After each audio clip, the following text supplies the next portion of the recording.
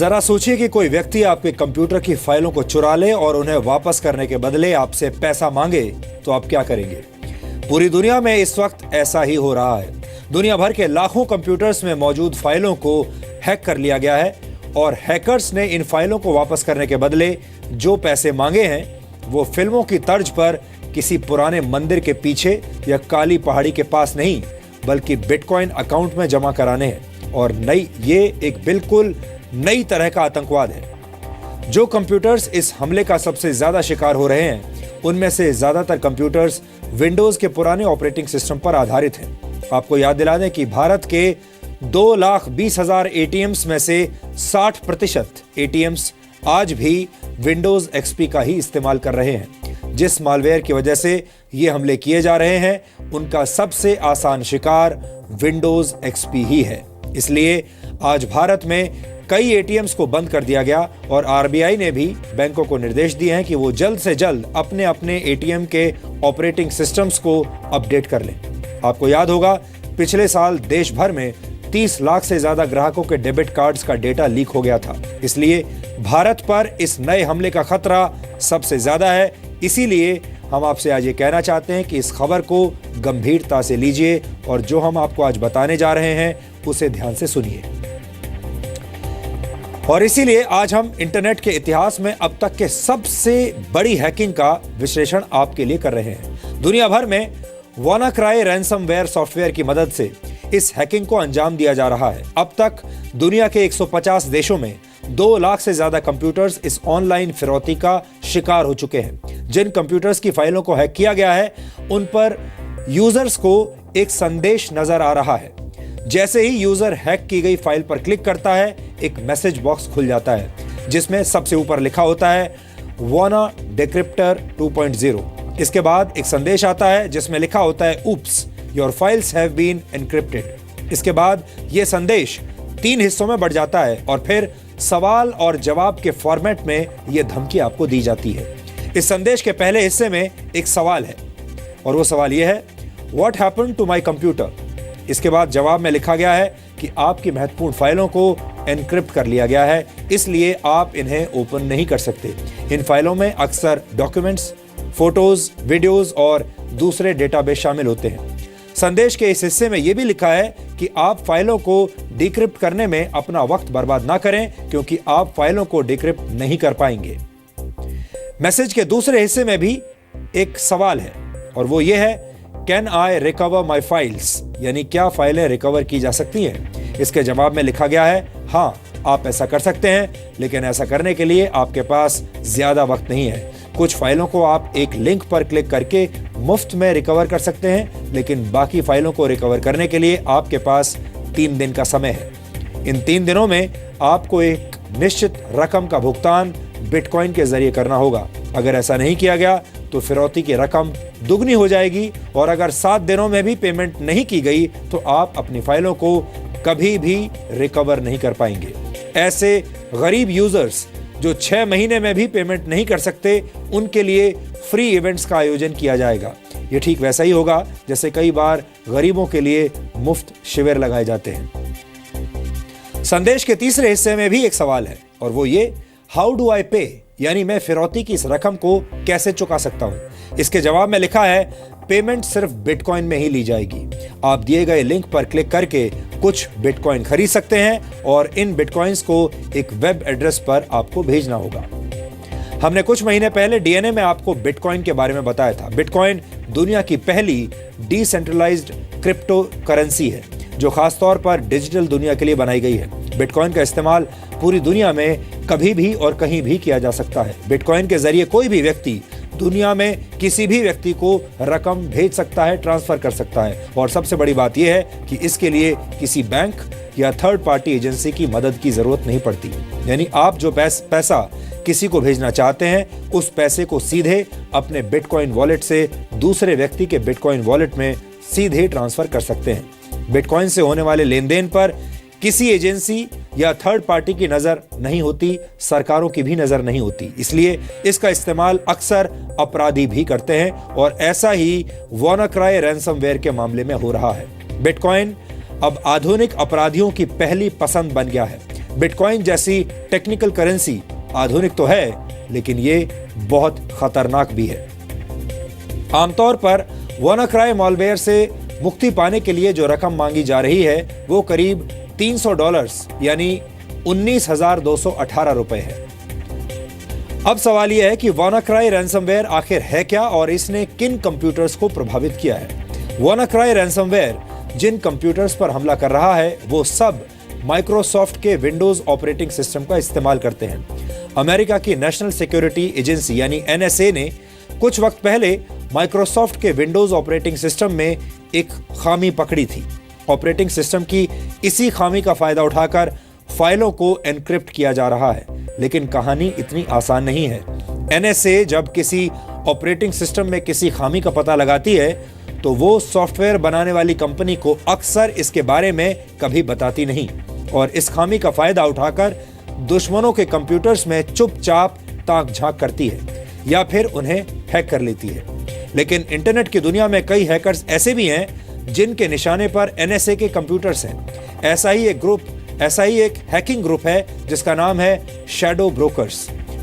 माना जा रहा है कि शैडो ब्रोकर्स ने ही सबसे पहले NSA की फाइलें चुराकर विंडोज की इस कमी का पता लगा लिया था। शैडो ब्रोकर्स ने अगस्त 2016 में ही NSA की फाइलों को इंटरनेट पर लीक करना शुरू कर दिया था। इसलिए इंटरनेट पर मौजूद माफियाओं को ऐसे कोड तैयार करने का मौका मिल गया जिनकी मदद से फाइलों को एनक्रिप्ट किया जा सकता है। हालांकि इसी साल मार्च में माइक्रोसॉफ्ट ने एक सॉफ्टवेयर अपडेट के जरिए सिक्योरिटी पैच रिलीज किया था जो इस कमी को दूर कर देता है। इसलिए जिन लोगों ने अपने कंप्यूटर्स को अपडेट कर लिया था उन पर कोई खतरा नहीं है, लेकिन जो लोग कंप्यूटर के सॉफ्टवेयर अपडेट करने के मामले में आलसी हैं उन पर यह वायरस अटैक कर सकता है। सबसे ज्यादा खतरा उन कंप्यूटर्स पर है जो विंडोज XP का इस्तेमाल कर रहे हैं। माइक्रोसॉफ्ट ने विंडोज XP को अपडेट करने का सिलसिला 3 वर्ष पहले ही बंद कर दिया था। इसलिए जिन संस्थानों के कंप्यूटर्स विंडोज XP या उससे भी पहले के ऑपरेटिंग सिस्टम पर काम कर रहे हैं उन पर सबसे ज्यादा हमले हो रहे हैं। जिस तरह कारों के मॉडल्स पुराने हो जाते हैं, ठीक उसी तरह विंडोज का ये वर्जन भी अब पुराना और आउटडेटेड हो चुका है। आज सोमवार है और जैसे ही दुनिया के अलग अलग ऑफिसेज में कर्मचारियों ने अपने कंप्यूटर्स को आज ऑन किया तो कई कंप्यूटर्स पर WannaCry रैंसमवेयर का हमला हो गया। यह हमला ईमेल पर भेजे गए लिंक को क्लिक करने से भी होता है और इसका वायरस एक कंप्यूटर से दूसरे कंप्यूटर में फैल सकता है। रैंसमवेयर के हमले की शुरुआत शुक्रवार को हुई थी।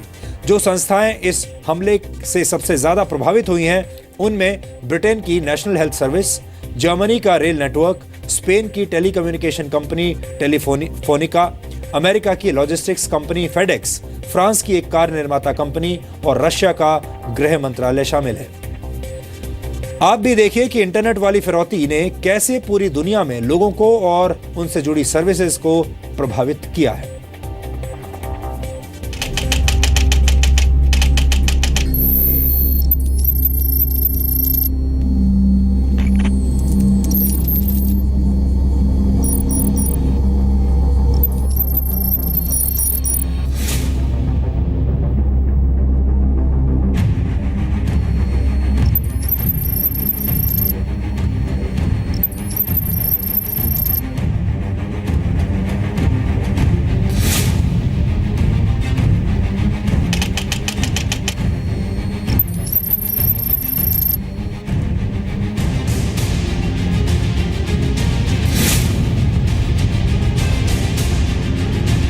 इंटरनेट की दुनिया में लाखों कंप्यूटर यूजर से एक साथ फिरौती मांगी जा रही है।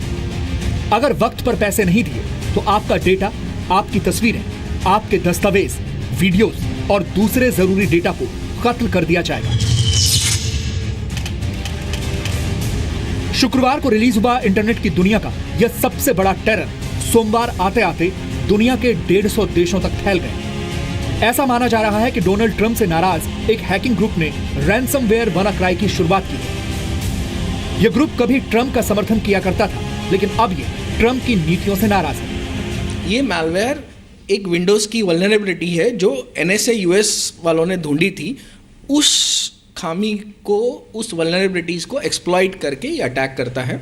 अटैक करते ही आपकी हार्ड डिस्क में जो डेटा है पूरा इनक्रिप्ट कर देता है, उसे अर्थहीन कर देता है, ताकि आप अपने हार्ड डिस्क में से कोई भी डेटा यूज़ नहीं कर पाए।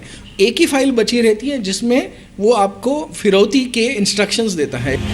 दूसरी तरफ शक रूस पर भी जताया जा रहा है, क्योंकि रूस में रैंसमवेयर का इस्तेमाल धड़ल्ले से किया जा रहा है। लेकिन 2009 में बिटकॉइन के अस्तित्व में आने के बाद से इसका इस्तेमाल काफी बढ़ गया है। और इस साल जैसे ही हैकर्स को माइक्रोसॉफ्ट के विंडोज ऑपरेटिंग सिस्टम में मौजूद एक खामी का पता लगा, उन्होंने बिना देर किए इसमें सेंध लगा दी। ये एक साइबर फाइनेंशियल फिरौती मांगने वाला आतंकवाद है, लेकिन ये सिर्फ पैसे के मामले तक ही सीमित रहता है। ये आपकी इकोनॉमी को कमज़ोर कर सकता है, क्योंकि ये डॉलर देने के बावजूद, ये बिटकॉइंस देने के बावजूद आपको डिक्रिप्शन कीज़ मिलेंगी, इसकी कोई गारंटी नहीं होती, क्योंकि ये पैसे लेके चले जाते हैं, आपसे बिटकॉइन वसूल करेंगे, आपको मिलेंगी नहीं। तो ये आप ब्लैकमेलिंग में इसके तहत इसके शिकार नहीं होइए। जो कंप्यूटर आज भी विंडोज एक्सपी का इस्तेमाल कर रहे हैं, उन्हें सबसे गहरी चोट लगी है। भारत में रैंसमवेयर की ऑनलाइन फिरौती के मामले अभी काफी कम है, लेकिन खतरा टला नहीं है, बल्कि आने वाले दिनों में यह बढ़ सकता है। खबर तो अब ये भी आई है कि जब से 2 दिन पहले से एक एक्सीडेंटल किल स्विच को एक्सेस करने के बाद इसके फैलावट को रोका गया, वहाँ दूसरी ओर साइबर क्रिमिनल्स ने अब ठान लिया है कि अब वो इसी मैलवेयर में कुछ नए हेर बदल करके दोबारा से रिलीज़ करेंगे। लिहाजा मैं उम्मीद करता हूँ कि ये जो आक्रमण है, ये दुनिया के तमाम सारे राष्ट्रों के लिए एक वेकअप कॉल होनी चाहिए। गुजरात पुलिस के अफसरों ने एहतियात के तौर पर विभाग के कर्मचारियों को सतर्क रहने के लिए कहा है, तो वहीं गुजरात सरकार ने भी अपनी कुछ वेबसाइट्स को बंद कर दिया है। जो भी गवर्नमेंट है या जो भी मिनिस्ट्री है, उन्होंने प्रिकॉशन लिए हुए हैं, लेकिन मान लो कहीं से भी अगर एक स्पॉट से भी ये वायरस इन्वॉल्व हो जाता है तो इट्स लाइक मालवेयर, तो वो within a short period of time it can spread across the network, तो it can definitely effect to our important details, जो लाइक कंट्री लेवल के लिए इम्पॉर्टेंट चीज़ें हैं, जो सिक्योरिटी के लिए इम्पॉर्टेंट चीज़ें हैं। पश्चिम बंगाल के वेस्ट मिदनापुर में West Bengal state electricity distribution company की वेबसाइट पर भी रैंसमवेयर हमले का शक जताया जा रहा है। हालांकि सरकार का कहना है कि अभी भारत में रैंसमवेयर हमले के गिने चुने मामले ही सामने आए हैं, लेकिन भारत में हजारों लाखों कंप्यूटर्स इसका आसान शिकार बन सकते हैं। मार्च से ही एडवाइजरी भेजी थी सबों को, खास करके जो पैच सिक्योरिटी सिस्टम होता है उसको इंस्टॉल किया जाए, तो इसको इंस्टॉल करने से बहुत ही एक प्रकार से मजबूती मिली है। फिर भी आईटी विभाग, बाकी विभाग मिलकर इस पर पूरा नजर रखे हुए हैं। भारत की कंप्यूटर इमरजेंसी रिस्पांस टीम ने बैंकों, स्टॉक एक्सचेंज और national payments corporation of India और दूसरे महत्वपूर्ण संस्थानों को सतर्क रहने को कहा है। और जहाँ तक आईटी इंडस्ट्री का सवाल है, वो generally speaking latest versions use करते हैं, पैचेस अप टू डेट रहते हैं, और इसका लेटेस्ट इसका मेंटेनेंस के भी अरेंजमेंट्स इन प्लेस रहते हैं। WannaCry रैंसमवेयर का हमला दुनिया के 150 से ज्यादा देशों को प्रभावित कर चुका है। अमेरिका की डिलीवरी कंपनी फेडेक्स, स्पेन की टेलीकॉम और गैस कंपनियां, ब्रिटेन में NHS से जुड़े 61 अस्पताल और ट्रस्ट, फ्रांस में रेनो कंपनी, जर्मनी का रेल नेटवर्क और रूस के गृह मंत्रालय इस हमले का शिकार हुआ है। We're aware that a number of NHS organisations have reported. हमें इसकी जानकारी है कि कई NHS संस्थाओं को रैंसमवेयर से नुकसान हुआ है। ये एक इंटरनेशनल अटैक है। इसमें दुनिया की कई संस्थाओं पर असर पड़ा है। National cyber security centre NHS के साथ इसके प्रभाव को कम करने पर काम कर रहा है। To ensure that they support the organisations concerned and that they protect patient safety. Britain की नेशनल हेल्थ सर्विस से जुड़े अस्पताल सबसे ज्यादा प्रभावित हुए हैं। इस हमले के बाद कई मरीजों के अपॉइंटमेंट्स कैंसिल करनी पड़ी, कई सर्जरीज रद्द कर दी गई, एम्बुलेंसेस की मूवमेंट भी काफी हद तक प्रभावित हुई। इस हमले के बाद से मरीजों से जुड़ी गोपनीय जानकारियां भी खतरे में हैं, क्योंकि हैकर्स इन जानकारियों को डार्क वेब यानी अपराधियों के इंटरनेट पर बेच सकते हैं। इनमें मरीजों के मेडिकल इंश्योरेंस से जुड़ी जानकारियां भी मौजूद हैं। The patients will be impressed and really quite impressed by the fact that the doctors, the nurses, the staff who work in the NHS have moved so quickly to make sure that they can carry on with most of their operations and be seen as normal. America की सुरक्षा agency FBI के मुताबिक अप्रैल 2016 तक ransomware का इस्तेमाल करके cyber अपराधियों ने 1338 करोड़ रुपए की फिरौती वसूल की थी। FBI के मुताबिक जल्द ही यह आंकड़ा $1 बिलियन यानी 6404 करोड़ रुपए तक पहुंच सकता है। भारत में आज भी 60 से 70% ATMs में विंडोज XP का इस्तेमाल हो रहा है, जबकि माइक्रोसॉफ्ट ने इसके लिए 2014 में ही अपडेट्स मुहैया कराना बंद कर दिया था। हालांकि रैंसमवेयर हमले के बाद पुराने सॉफ्टवेयर के लिए भी कुछ कस्टम अपडेट जारी किए गए हैं। भारत की साइबर पीस फाउंडेशन नामक NGO के मुताबिक भारत में साइबर हमले की घटनाएं 56 गुना बढ़ चुकी हैं। भारत की कंप्यूटर इमरजेंसी रिस्पांस टीम के मुताबिक पिछले 14 महीने में भारत के 11,000 से ज्यादा नेटवर्क्स में सेंध लगाने की कोशिश की गई है। वायरस के जो भी सॉफ्टवेयर है वो ऑथोराइज और लीगल रखे और उनको रेगुलर अपडेट करते रहे, और फ्री में जो वाईफाई है वो कहीं पे यूज़ ना करें। आप रेलवे स्टेशन या कोई भी पब्लिक प्लेस पे लिखा हुआ होता है कि फ्री वाईफाई, आप वहाँ पे जाके फ्री वाईफाई को यूज़ नहीं करें, क्योंकि इसी के अंदर भी वायरस आ सकता है। भारत तेजी से डिजिटल हो रहा है। मोबाइल वॉलेट और कैशलेस व्यवस्था को बढ़ावा दिया जा रहा है। आधार कार्ड आपकी डिजिटल लाइफ का आधार बनने जा रहा है, लेकिन ये सब करने से पहले भारत को अपनी डिजिटल दीवारों को बहुत ज्यादा मजबूत बनाना होगा, ताकि भारत के कंप्यूटर्स को फिरौती वाले फिलाइन हमलों से बचाया जा सके। ब्यूरो रिपोर्ट, जी मीडिया। आपकी निजी फाइलों के हैक हो जाने से भी बड़ा खतरा इस बात का है कि आपसे जुड़ी जानकारियां डार्क वेब पर बेची जा सकती हैं। डार्क वेब इंटरनेट का वो हिस्सा है, या आप ये भी कह सकते हैं कि वो इलाका है जहां पुलिस और सुरक्षा एजेंसियां भी नहीं पहुंच पाती। डार्क वेब पर अपराधी अक्सर स्कैम्स और इंटरनेट से जुड़े दूसरे अपराधों को अंजाम देते हैं। अगर डार्क वेब पर लोगों से जुड़ा डेटा अपराधियों के हाथ लग जाए तो इसके परिणाम बहुत ही घातक हो सकते हैं। भारत में रैंसमवेयर द्वारा हमले के गिने चुने मामले ही सामने आए हैं, लेकिन भारत के हजारों लाखों कंप्यूटर्स इसके निशाने पर हैं। इसकी सबसे बड़ी वजह यह है कि भारत में आज भी आम लोग और कंपनियां अपने कंप्यूटर्स को वक्त पर अपडेट नहीं करते। सॉफ्टवेयर कंपनी द्वारा भेजे जाने वाले नोटिफिकेशंस को अक्सर नजरअंदाज करते हैं और लोगों में फाइलों का बैकअप रखने की आदत नहीं है। इसलिए अगर आपने अपने कंप्यूटर्स को अभी तक अपडेट नहीं किया है तो देर ना करें, अपने कंप्यूटर्स को फौरन अपडेट करें, फाइलों का बैकअप तैयार रखें और हमारे इस DNA टेस्ट को अपने दोस्तों, रिश्तेदारों और परिवार के साथ शेयर करें, ताकि वो लोग भी अपनी डिजिटल लाइफ को ज्यादा सुरक्षित बना पाएं।